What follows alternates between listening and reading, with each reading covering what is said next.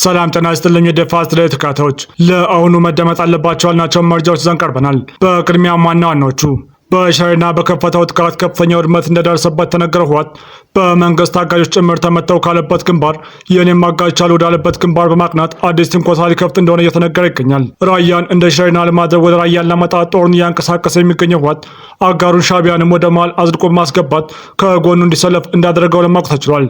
የህወሓት ጦር ራያ ቀጠና ከፍተኛ የሆነ የኃይል ስምርት እያደረገ እንደሚገኝ በተገለጸበት ወቅት ደግሞ የህወሓት ከፍተኛ አመራሮችና ጀነራሎችን ያስደነገጠ መርዶም ከዛው ግንባር ተሰምቷል። የህወሓት አርሚዎች መበተናቸውን ያሳውቁ ሲሆን ምክንያታቸውን በእስራኤልና በነበረው ውጊያ ጋር የተገናኘ እንደሆነም ለማወቅ ተችሏል። ይህንና ትራምፕ ለኢራን የመጨረሻ ያሉትን እድል ስለመስጠታቸው አክለን ይዘን ቀርበናል። ላይክና ሼር እያደረጋችሁ አብራችሁን ትቆዩ ጋበዝን። ወደ ዝርዝሮቹ ተሻገርን። ከቀናት በፊት በሱዳን አዋሳኝ እስራኤልና በፌዴራል ኃይሎችና በህወሓት ታጣቂዎች መካከል የነበረው ግጭት ጋብ ቢልም በራያ አላማጣ ግንባር በኩል ግን ወታደራዊ ዝግጅትና ፍጥጫ መኖሩን ነዋሪዎች ይናገራሉ። ህወሓት ሰራዊቶችና ብዙ አርሚዎችን በራያ ግንባር አሰማርተዋል። ለጦርነት ዝግጁ እንዲሆኑ መመሪያ ወርዶላቸዋል። ዝግጅት ያለው አሁን በጨርጨር በኩልና ቢሶበር ነው።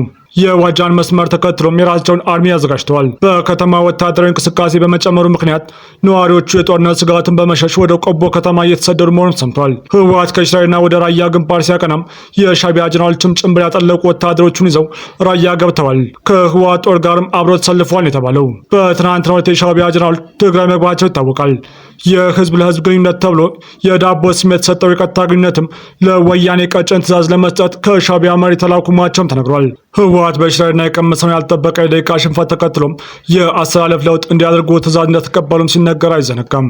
ይህን ተከትሎም ህወሓት በእስራኤልና በኩል የደረሰበትን ሽንፈት ለመበቀል በሰው ኃይል ጭምር ሊያግዘው ቃል የገባለትን ሻዕቢያን አስከትሎ በራያ በኩል አዲስ ጥቃት ለመክፈት ቅድመ ዝግጅት እያደረገ መሆኑ ተሰምቷል።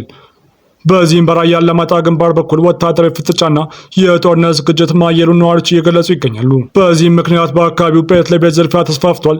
የመጓጓዣና የባንክ አገልግሎት በማስተጓጎሉም በተፈጠሩ የደንበኞች እስከ 10 በመቶ ጭማሪ ለግለሰቦች ለመክፈል መገደዳቸውም ተመላክቷል። በተጨማሪም በከተማ ወታደራዊ እንቅስቃሴ በመጨመሩ ምክንያት ነዋሪዎቹ የጦርነት ስጋትን በመሸሽ ወደ ቆቦ ከተማ እየተሰደዱ መሆኑን ሰምቷል። ከቀናት በፊት በምዕራብ ትግራይ በፌዴራል ኃይሎችና በህወሓት ታጣቂዎች መካከል የነበረው ግጭት ጋብ በራያ አላማጣ ግንባር በኩል ግን ወታደራዊ ዝግጅትና ፍጥጫ ማየሉን ነው ነዋሪዎች የተናገሩት። ስማቸው እንዳይጠቀስ የፈለጉ የአላማጣ ነዋሪም የህወሓት ሰራዊት በራያ ግንባር በጨርጨር በቢሶበርና በሌሎችም አካባቢዎች ተሰማርተዋል ያሉ የህወሓት ሰራዊቶችን ብዙ አርሚዎችና ወታደሮችን ወደ ግንባር እያስጠጋ መሆኑን ይናገራሉ። አሁን ባለው ወታደራዊ ዝግጅትና እንቅስቃሴ ጦርነቱ በማንኛውም ጊዜ ሊጀመር ይችላል የሚሉት የራያ ወረዳ ነዋሪ ጦርነቱ በተጀመረ ቁጥር ጉዳቱ የሚብሰው የራያ ማህበረሰብ በእጅጉ ነጻነቱን ይሻል ብለዋል። ከጦርነት ዝግጅቱ ጋር ተያይዞም በአላማጣ ከተማ በምሽት ሰዎች በነጻነት የመንቀሳቀስ መብት የላቸውም፣ እንዲሁም በታጣቂዎች ቤት ለቤት የሚፈጸም ዝርፊያም ተጠናክሮ ቀጥሏል የሚሉት አስተያየት ሰጪው ዘራፊዎች ፊታቸውን በሽርጥና በጭንብል ስለሚሸፍኑ ማንነታቸውን ማወቅ አይቻልም ይላሉ። ከትግራይ ወደ መሀል ሀገር በሚጓዝ የህዝብ ማመላለሻ መኪኖችም ስራቸውን አቁሟል ያሉት አቶ ገብሩ ተስፋ ከአላማጣ በኋላ መጓዝ ለወጣቶች ፈተና ሆኗል ይላሉ። ያው አላማጣ ሁሉ ተጨንቆ ነው ያለው። በዚህም ዛሬ ሌሊትም ማንጊያውንም አካባቢ ህዝቡን ሲያስጨንቁ ነው ያደሩት። አንግም እየመቱ ሲዘርፉ፣ የሚያልፈውን ሰው እያስቆሙ እየዘረፉ ነው ያሉት። ወደ አዲስ አበባ የሚመጡ የሚንቀሳቀሱ ወጣቶችንም አውርደው ሽማግሌዎችን ይልኳቸዋል። ባንኮችም የጥሬ ገንዘብ ክምችት ስለሌላቸው በአላማጣ ከተማ ለደንበኞች የሚሰጡት የጥሬ ገንዘብ መጠን በ2000 ብር የተገደበ ሲሆን ጥሬ ገንዘብ ካከማቹ ባለሀብቶች ለጊዜው 10 በመቶ ጭማሪ ክፍያ በመክፈል ጥሬ ገንዘብ ለማግኘት እንደሚገደዱ ነዋሪዎች ይናገራሉ። በአላማጣ ከተማ የሲቪል ማህበረሰብ እንቅስቃሴም የተገደበ ነው የሚሉት ደግሞ አቶ ኪሮስ በላይ ናቸው። በብዛት በከተማ ወታደር ብቻ ነው የሚታየው። በየሻይ ቤቱም ቁጭ የሚለው የሚንቀሳቀሰውን በብዛት በአካባቢው ማህበረሰብ ሳይሆን ወታደር ነው። የወታደራዊ ከተማ ነው እንጂ የሚመስለው ኖርማል የህዝብ ከተማ አይመስልም። በህወሓት ኃይሎችና በፌዴራል መንግስት መካከል ዳግም ጦርነት ሊጀመር ይችላል የሚሉ የአላማጣና የራያ ወረዳ ነዋሪዎችም ጦርነቱን በመሸሽ በየዕለቱ ወደ ቆቦ ከተማ እየገቡ ነው ሲሉም ይገልጻሉ። በቀጣይ መረጃ ከዚህ በፊት ህወሓት በጠለምት በኩል የከፈተውን ጦርነት ተከትሎ በተወሰደበት እርምጃ ምክንያት በርካታ ታጣቂ ከአርሚ 11ና 17 መጥፋቱ ይታወሳል። እንዲሁም ኃይሉ በወቅቱ ውጊያ አንፈልግም በማለት የያዘውን መሳሪያ ጭምር ይዞ ደብዛው ሲጠፋ መቆየቱም ይገለጻል። ታጣቂው በሚግባይ ኃይል ይዛቻ ይሁን በፍስሐ ወርቃይኑት ቦታ አቋሙን ሊቀይር እንዳልቻለም በስፋት ተገልጿል። ይህ ብቻ ሳይሆን ህወሓት ከወራት በፊት የጀመረውን ትንኮሳ ተከትሎ በርካታ ወጣቶች ቡድኑ ለጦርነት ያፍሰናል በሚል ስጋት ከምዕራብ ወደ አዲስ አበባና ወደ ሌሎችም አካባቢዎች መሰዳቸውን የቅርብ ጊዜ ትዝታና የቀጠለ ተግባር ነው። ታዲያ ህወሓት በሽራይና በኩል የሙከራ ጥቃት ለመክፈት በማሰብ የከፈተውን ጥቃት ተከትሎ መከላከያ መክቶ በወሰደው የመልሶ ማጥቃት እርምጃም ከፍተኛ ኪሳራና ምሽጉን ያጣው ህወሓት በዚህ መሃል ነው አርሚዎቹ መበታቸው የተሰማው። ታዲያ ይህ ከዚህ ቀደም በምዕራብ ትግራይ ሲንቀሳቀሱ የቆዩት የአርሚ 11ና 17 ታጣቂዎች መበተናቸውን ተከትሎ ቡድኑ ከምስራቃዊ ግንባር የተወሰኑ ታጣቂዎች ወደ ምዕራብ ትግራይ በመውሰድ ከወርቅ ስራ በኃይል ከሰበሰባቸው ወጣቶች ጋር አሰባጥሮ የተወሰኑን አርሚ 11ና 17 መልሻ አቋቁም ያለው እያለ ቢቆይም አሁን ያንኑ ታሪክ ደግመው አርሚዎቹ በድጋሚ ተበትነዋል። እነዚህ የህወሓት አርሚዎች በተመሳሳይ ሁኔታ ዳግም መበተናቸው መሰማቱ ደግሞ አግራሞትን ሲፈጥር በህወሓት ከፍተኛ አመራሮችና የጦር መሪዎች ዘንድ ደግሞ ከፍተኛ ድንጋጤን እንደፈጠረ ተገልጿል።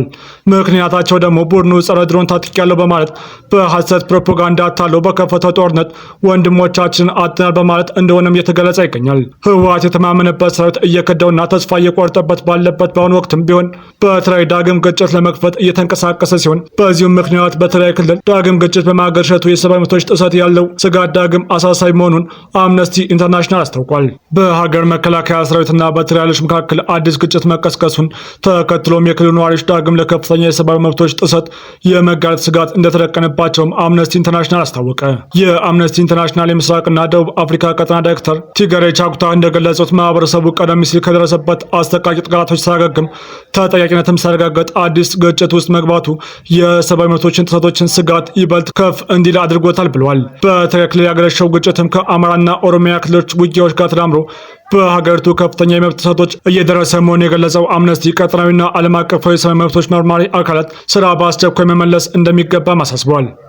ከዚህ ቀደም በነበረው ጦርነት የጦር ወንጀልን ጨምሮ በሰብአዊነት ላይ የተፈጸሙ ወንጀሎችን ጨምሮ በርካታ ጥሰቶች መመዝገባቸውን ያስታወሱ ተቋሙ በጥፋተኞች ላይ ምርመራና ክስ ያለማቅረብ አካሄድ ልማዳዊ ሊሆን አይገባም ብሏል። የፌዴራል መንግስትና የትግራይ ባለስልጣናት ዓለም አቀፍ የሰብአዊ መብት ድንጋጌዎችን እንዲያከብሩ፣ ሰላማዊ ሰዎችን እንዲጠብቁ እንዲሁም ለነጻ የሰብአዊ መብት ተከታዮች፣ ለሰብአዊ እርዳታ አቅራቢዎችና ለገለልተኛ መገናኛ ብዙሃን ያልተገደበ እንቅስቃሴ ፍቃድ ሊሰጡ እንደሚገባም ጥሪ አቅርቧል። በኢትዮጵያ የተቋቋሙ የዓለም አቀፍና ቀጠናዊ የሰብአዊ መብት መርማሪዎች ቡድኖች እንዲሁም የተባበሩት መንግስታት ድርጅት የኤክስፐርት ኮሚሽንና የአፍሪካ የሰብአዊ መብትና የህዝብ መብቶች ኮሚሽን እንዲሁም ሌሎችም የስራ ዘመናቸው ከተቋረጠ በኋላ ክትትል መዳከሙን አምነስቲ ጠቅሷል። በተጨማሪም ባለፉት 2 ወራት በትግራይ ክልል ባለስልጣናት በኩል ነጻ መገናኛ ብዙሃን ማፈን፣ በሺዎች የሚቆጠሩ ሰዎችን ለግዳጅ ውትድርና መመልመልና የእንቅስቃሴ ገደቦችን ማድረግ የመሳሰሉ አሰራሮች መስፋፋታቸውን የሰብአዊ መብት ተቋማቱ መዘገባቸውን አስታውሷል። በመጨረሻም ከቴህራን ጋር ድርድር ተጀምሯል በሚለው አቋማቸው የጸኑት የአሜሪካው ፕሬዚዳንት ዶናልድ ትራምፕ አሁን የሚደረገው ንግግር ኢራን ጥሩ ሰነድ ለመፈረም የምትችልበት የመጨረሻ እድል መሆኑን ተናገሩ።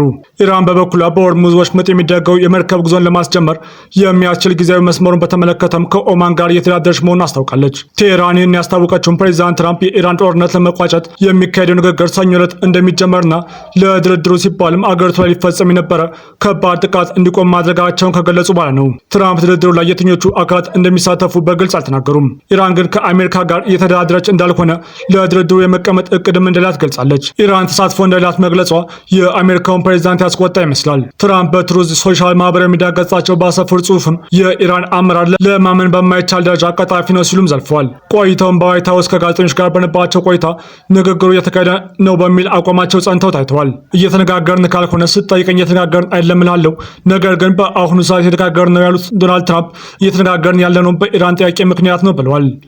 ፕሬዚዳንት ትራምፕ ሳውዲ አረቢያ፣ ኳታር፣ የተባበሩት አረብ ኤሚሬቶችና በርካታ ሀገራት ድጋፍ እንደሚያደርጉም አንስተዋል። እነዚህ ሀገራት ለኢራን የመጨረሻ እድል መስጠት እንደሚያስፈልጉም ተናግረዋል። ኢራንም ጥሩ ሰነድ መፈረም የምትችልበት የመጨረሻ እድል ይህ ነው ብለዋል። አሜሪካ ኢራን ያቀረችውን እርምጃ ከመተግበሯ በፊት የቀረበላትን የመጨረሻ እድል መሆኑን አክለዋል። ፕሬዚዳንቱ ባሳለፈው ሳምንት መጨረሻ ላይ የስምምነቱ ወሰኖች በተመለከተም ስምምነት ላይ መድረሱን ተናግረው ነበር። የሚደረገው ስምምነት በኢራን የተዘጋውና የነዳጅ ዋጋ እንዲኖር ምክንያት የሆነውን የሆርሙዝ ወሽመጥን መልሶ እንዲከፈት እንደሚያደርግም ጠቅሰዋል። ትናንት ሰኞ ቴህራን ውስጥ ጋዜጣዊ መግለጫ ሰጡት የኢራን የውጭ ሚኒስትር ቃል አቀባይ እስማኤል ቦጋይ ግን ሀገሪቱ ከአሜሪካ ጋር ንግግር እያደረገች አለመሆኑን ተናግረዋል። ይሁን እንጂ በሆርሙዝ ወሽመጥ ደህንነቱ የጠበቀ ጉዞ እንዲደረግ የሚያስችል ጊዜያዊ ባህር ላይ መጓጓዣ መስመር የሚመሰርትበትን መንገድ በተመለከተም ከኦማን ጋር እየተነጋገሩ መሆኑን ገልጸዋል። ትራምፕ ድርድሩ የተካሄደ መሆኑን በድጋሚ ከተናገሩ በኋላ በዓለም አቀፍ ገበያ የድፍድፍ ነዳጅ ዋጋ መለኪያ የሆነው ብርቴን ወርዶ በ4.5 በመቶ ወርዶ በበርሜል 83.98 ዶላር ተሽጧል። የተወደዳችሁ ቻናላችን ቤተሰቦች ለአሁን ለእናንተ ይመጥናሉ በታደምጧቸው ታተርፉባቸዋላችሁ ብለን የመረጥናቸው ዕለታዊ መረጃዎቻችን እስካሁን ያዳምጣችኋቸው ነበሩ። በተመሳሳይ ሀገራዊና ቀጠናዊ ጉዳዮችን እስክንገናኝ ቸር ቆዩ።